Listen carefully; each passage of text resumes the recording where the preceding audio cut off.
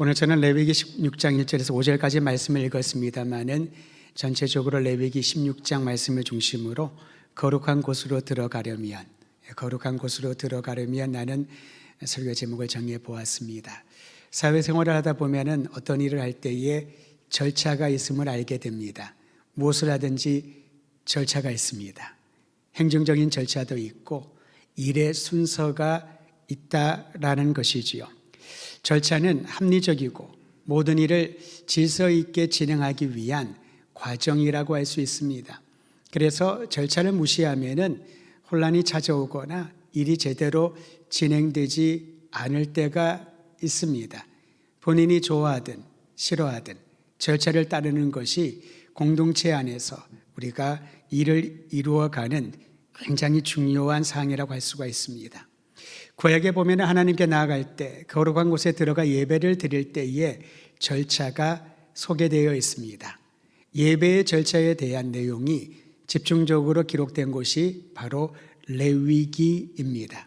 여러분 레위기 말씀을 통독을 하면서 읽으시겠지만은 또 설교 본문으로 들을 때는 그리 많지는 않을 겁니다. 통독하면서 레위기 읽을 때 어떠셨습니까? 눈물을 흘리고 감동이 있고 감화가 있고 그러시던가요? 제가 이런 얘기를 했더니 몇몇 분들이 끄떡끄떡 하시는데 주의 은혜가 임한 분들입니다. 근데 많은 경우에 레위기를 읽으면은 27장에 좀 많지도 않고 적지도 않은 분량인데 그렇게 심도 있게 깊이 있게 말씀에 집중하지 못할 때가 있죠. 왜냐하면 절차들이 과정들이 기록되어 있기 때문에 그렇습니다. 근데 왜 이렇게 절차를 하나님께서는 중시하셨을까요? 특히 예배를 드리고 거룩한 곳으로 들어가는데 왜 이러한 복잡한 절차들을 만들어 놓으셨을까요? 그것은 우리를 힘들게 하기 위함이 아닙니다. 광야에서 이스라엘 백성들이 생활을 할 때에 하나님께서 모세를 통하여 성막을 짓게 하시지요. 그리고 그곳에서 하나님께 예배를 드리며 하나님이 그의 백성들을 만나는 특별한 장소로 성막을 구별해 놓으셨습니다. 다시 말하면 성막은 하나님의 영광이 나타나는 장소요, 동시에 거룩하신 하나님의 임재를 경험하는 구별된 공간이 성막입니다.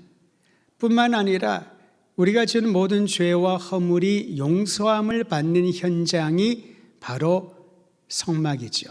성막에는 우리의 죄 용서를 위한 희생 제물을 가지고 나아가며 하나님 앞에 나아갈 때에 여러 가지 절차를 통하여 나아가야 한다라는 것이죠. 여러분 성막을 직접 본 적이 있으십니까? 아마 개인적으로 또는 오래전에 우리 교회에서도 성막 실제 크기를 만들어 놓은 곳에 탐방을 했다라는 얘기를 들은 적이 있습니다. 근데 성막의 크기를 성경은 이렇게 말합니다. 45m와 22.5m 직사각형의 모양인데요. 성막은 뜰과 성소와 지성소 세 가지로 구분되어 있거든요. 그러면 이 45m에 22.5m가 어느 정도의 크기인가 감이 잘 안 잡히실 거예요. 여러분의 이해를 돕기 위하여 예배를 마치고 교회를 한번 둘러보시면은 우리 교회 이 본관 건물 가로와 세로의 이 크기가 성막의 75% 정도가 됩니다. 이것보다도 25% 정도 큰 크기가 성막의 전체 크기구나라고 연상하시면 되겠습니다.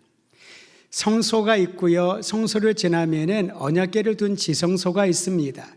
이 크기 역시 지성소는 정사각형인데요. 4.5m 크기이고요.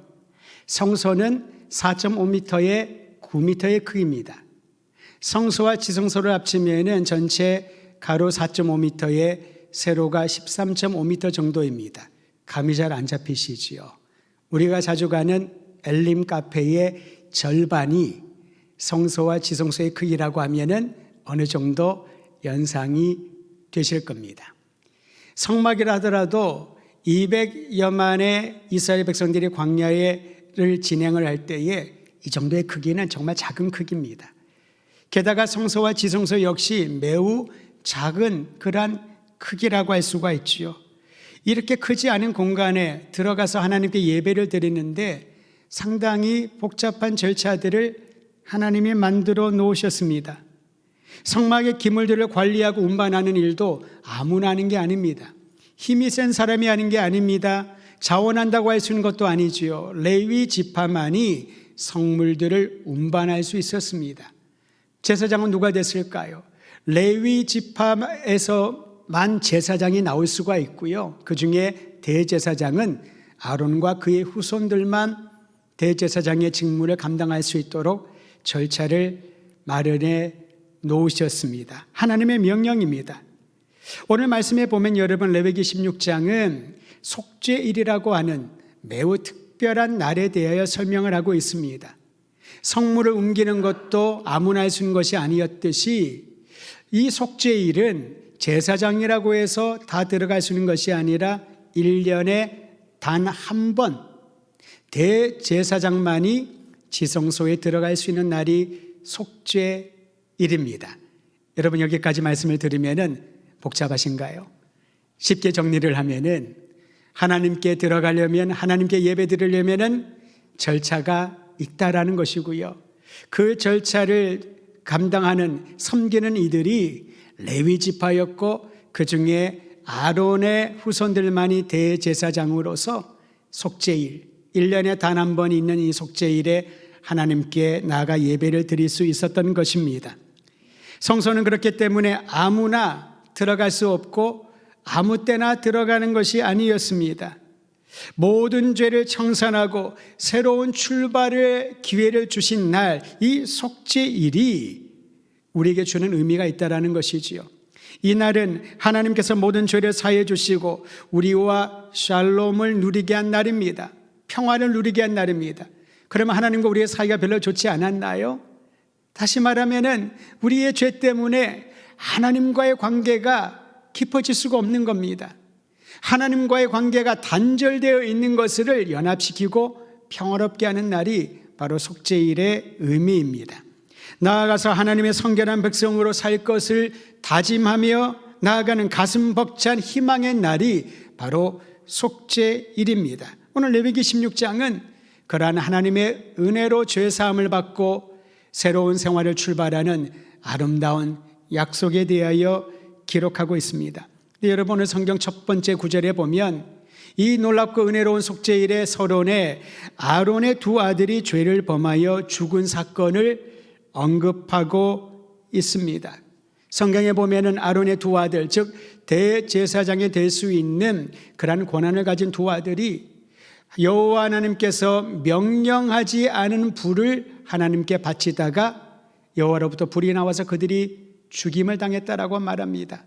속죄일, 은혜의 날, 평강의 날, 희망의 날을 말씀해 주시면서 하나님께서는 오늘 말씀 가운데 아론의 두 아들이 죽은 기록을 언급한 이유가 있다는 것이지요. 그들은 대제사장의 권한을 부여받았지만은 여전히 죄의 영향력 아래에 있었다고 합니다.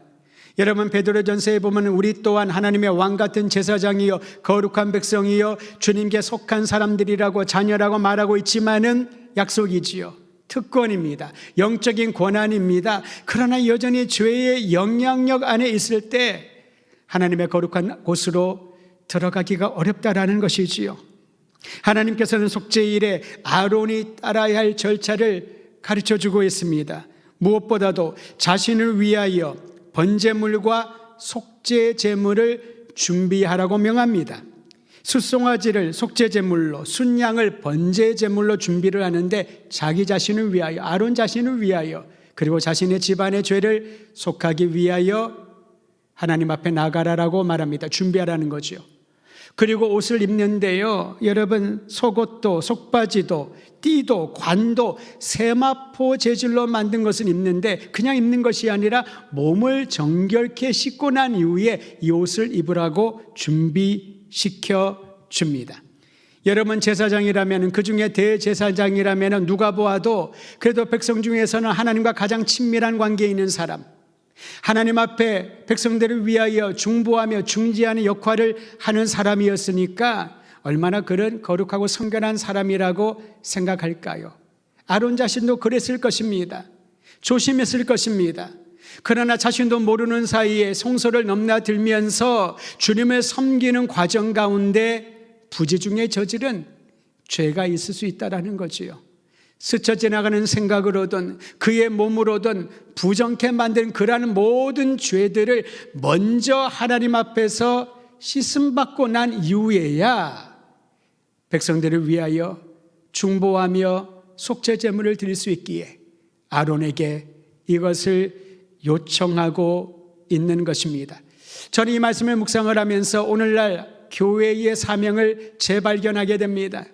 여러분, 주 예수의 은혜로 하나님의 거룩한 백성된 성도들, 교회가 이 땅에 세워진 이유가 무엇일까요? 하나님 앞에서 세상을 위하여 중보하며 민족과 열방을 위하여 중보하는 사명을 가진 교회가 무엇을 해야 될까요? 마치 아론이 하나님 앞에 나가기 전에 자신과 자신의 집안을 거룩하게 하기 위하여 속죄 제물과 번제물을 드린 것처럼 자신의 몸을 정결케 하고 부지 중에 지은 죄까지도 하나님께 아뢰며 사죄의 은총을 구하는 것처럼 교회가 깨어 기도하며 하나님 앞에 온전히 바로 서 있지 아니하면은 세상을 위한 중보의 역할, 중재의 역할을 감당하지 못할 수 있다는 것입니다. 사랑하는 성도 여러분, 나의 자신과 나의 가정과 우리 민족을 위하여 기도한다는 이 의미는 열방을 사랑하시고 찾으시고 거룩한 백성 되게 하시는 하나님의 거룩한 부담감을 가지고 살아가는 우리의 사명인 줄을 알고 날마다 예배드릴 때에 자신과 가족과 우리 공동체가 하나님 앞에 정결하게 씻음받을 수 있는 정결한 백성 될 수 있도록 먼저 의탁하는 시간을 가지시기를 주의 이름으로 축원드립니다. 아론이 다음으로 준비한 것은 제단에 피워놓은 숯을 향로에 가득 담아서 지성소 안으로 들어가는데요, 들어갈 때 이 향로 위에 곱게 갈아놓은 향가루를요 두 손으로 가득 담아서 그 숯불 위에 얹어서 지성소 안으로 들어가게 한다는 겁니다. 그러면 연기가 나겠지요.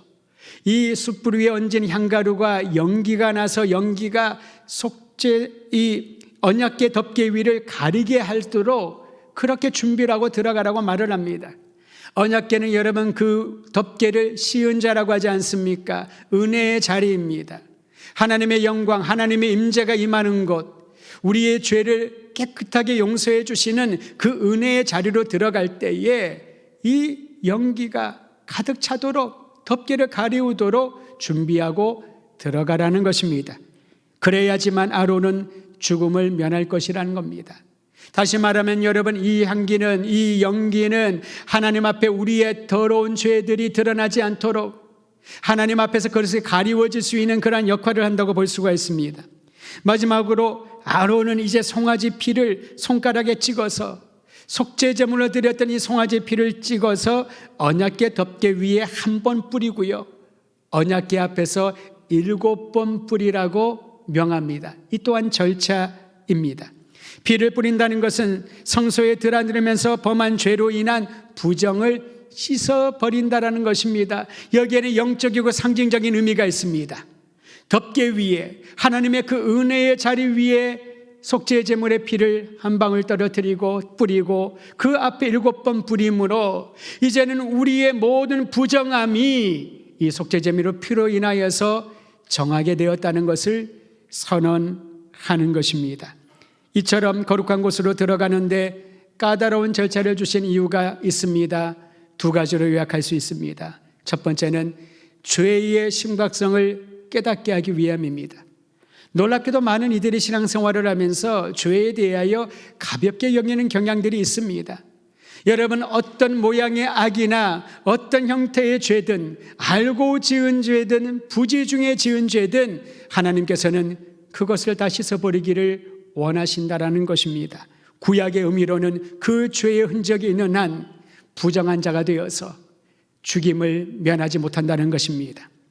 두 번째로 이 까다로운 절차를 주신 이유는 율법에서 중시하는 성결한 백성으로 살게 하기 위함입니다. 하나님은 이스라엘 백성들에게 명하십니다. 너희는 거룩하라. 나 여호와 너희 하나님의 거룩한 것처럼 너희는 거룩하라. 이스라엘 백성들의 삶의 목적은 거룩이었습니다.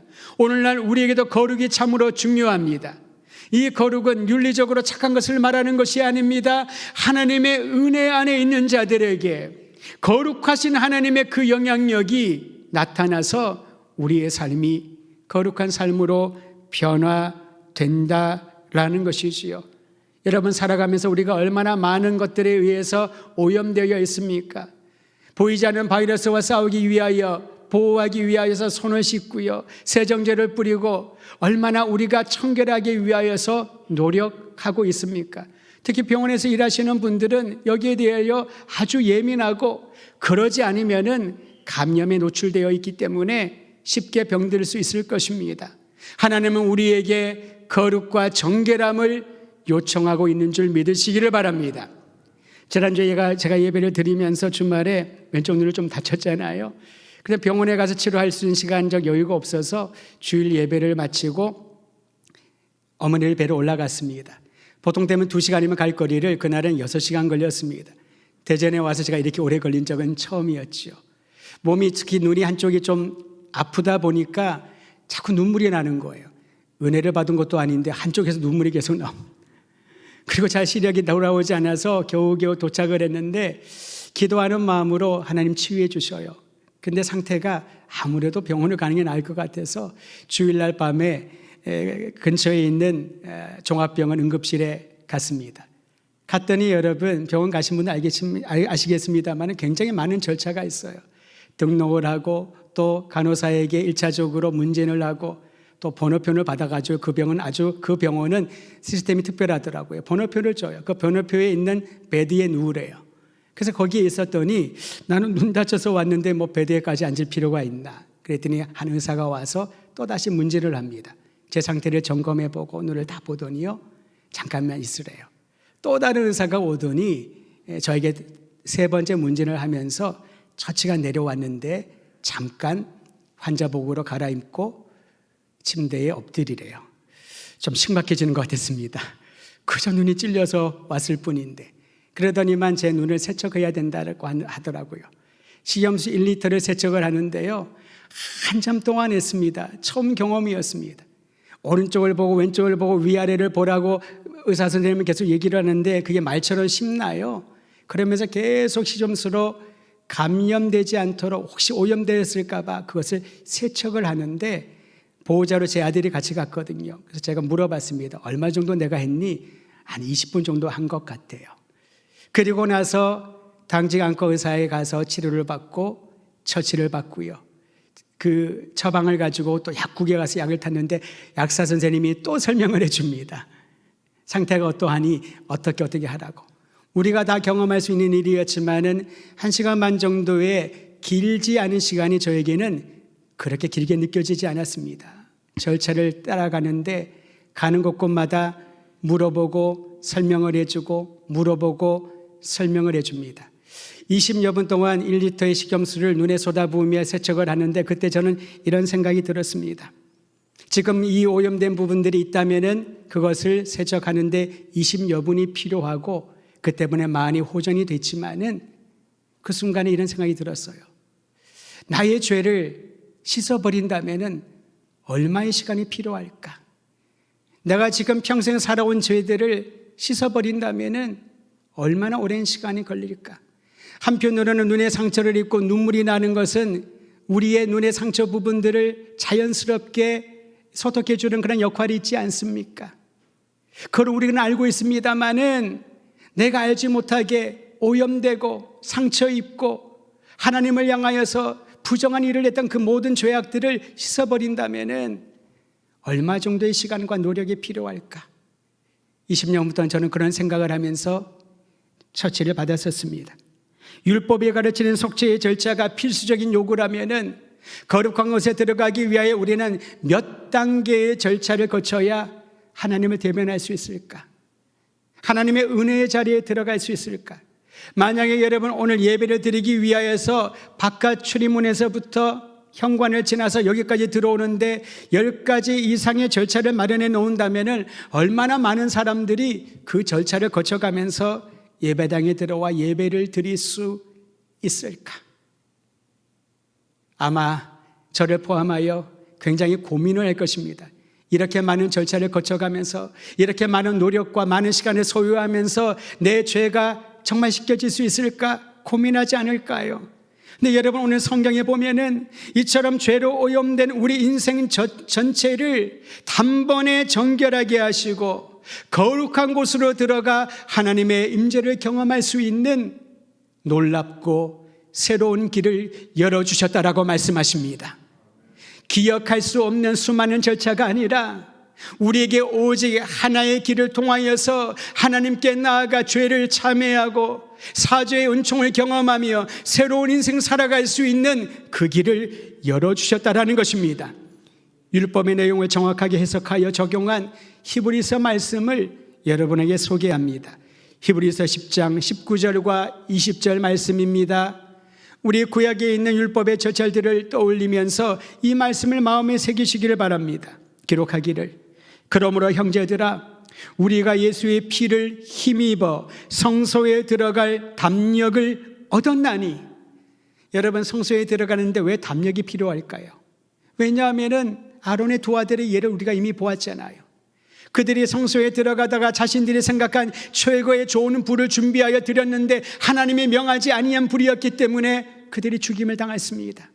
지성소에 들어가는데 속죄일에 섬기기 위하여 아론이 들어가기 위해서는 몸을 정결하게 하고요, 세마포 옷을 입고요, 번제 제물을 준비하고 속죄 제물을 준비하고 난 이후에야 그는 들어가는데요, 향의 연기를 또한 먼저 가리운 이후에야 그는 두렵고 떨리는 마음으로 들어갔던 것이지요. 성소에 들어갈 때는 용기가 필요했던 겁니다. 담력이 필요했던 겁니다. 왜냐하면 우리의 죄가 하나님의 거룩을 대면할 때에 그 거룩의 능력 앞에 우리의 죄는 소멸될 것이기 때문에, 죄인은 결국 죽음에 이르기 때문에 두려울 뿐이지요.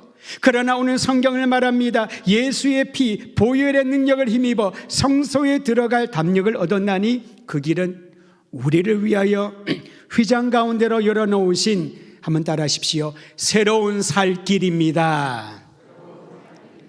새로운 살 길이라는 거죠. 생명의 길이라는 겁니다. 율법이 요구하는 속죄의 수많은 절차들을 예수 그리스도께서 통합시킨 겁니다. 예수 그리스도의 보혈의 능력으로 여러분과 저의 허물과 죄를 멸해 주시고 감히 하나님이 그 임재가 있는 거룩한 곳으로 들어갈 수 있는 길을 열어주신 줄 믿으시기를 바랍니다. 할렐루야. 이 은혜를 기억하며 나가는 이들은 오늘 드리는, 주님 앞에 드리는 예배가 감격스러울 밖에 없지요.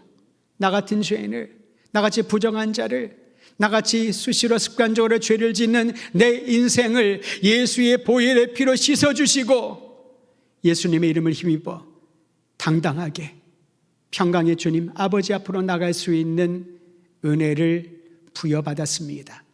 이것을 기억하면서 하나님 앞에 예배 드리시기를 바랍니다. 아무 때나 아무나 들어가지 못하는 거룩하고 구별된 곳, 은혜의 보좌 앞으로 예수님을 구주로 영접한 사람은 언제든지 누구든지 담대하게 들어갈 수 있는 길을 허락하여 주셨으니, 사랑하는 성도 여러분, 예배하는 이 시간 하나님이 주시는 부욕케 하시는 은혜를 날마다 경험하면서 감사와 감동과 감격이 넘쳐나기를 주의 이름으로 축원드립니다. 우리는 찬송가 254장을 자주 찬양하지 않습니까? 가사는 이렇습니다. 내 주의 보혈은 정하고 정하다. 내 죄를 정케 하신 주 날 오라 하신다. 여러분, 예수께서는 우리를 오라고, 예수의 이름으로 하나님은 우리를 오라고 초청하시는 겁니다. 내가 주께로 지금 가오니 십자가의 보혈로 날 씻어 주시옵소서. 날마다 주님 앞에 나아갈 때에 십자가의 보혈로 나를 정결케 하여 주심을 믿고 사랑하는 성도 여러분, 기쁨으로 전심으로 예배 드리기를 바랍니다. 대제사장 아론이 속죄일에 모든 백성들의 죄와 허물을 속하기 위하여 사역을 감당했듯이 우리 주 예수님은 우리의 인생의 구석구석까지 스며든 모든 죄의 흔적들을 남김없이 씻어버려 주시고 정결케 하시며 하나님의 거룩한 아들과 딸로 삼아 주셨습니다. 이제 율법에 요구하는 모든 절차의 마침표가 되시고 새로운 여정을 보여주시며 길이요 진리요 생명이신 예수 그리스도의 이름을 의지하여 하나님께 기쁨으로 예배드리며 예배를 통하여 회복되고 치유받고 예배 가운데 우리에게 말씀하신 음성을 듣고 사명을 기억하는 저와 여러분이 되시기를 우리 주의 이름으로 축원드립니다.